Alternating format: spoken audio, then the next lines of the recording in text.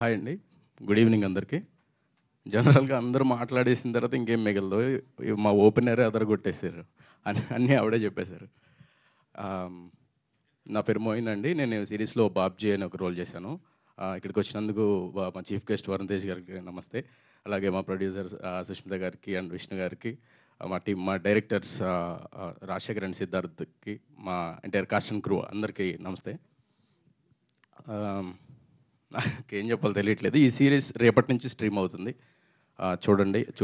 చూసి మమ్మల్ని అందరినీ బ్లెస్ చేయండి. ఇక్కడికి వచ్చిన బివిఎస్ రవి గారికి నమస్తే. అండ్ మీడియా మిత్రులందరికీ ఏంటి నమస్తే చెప్పండి. చెప్పండి ఇంకా.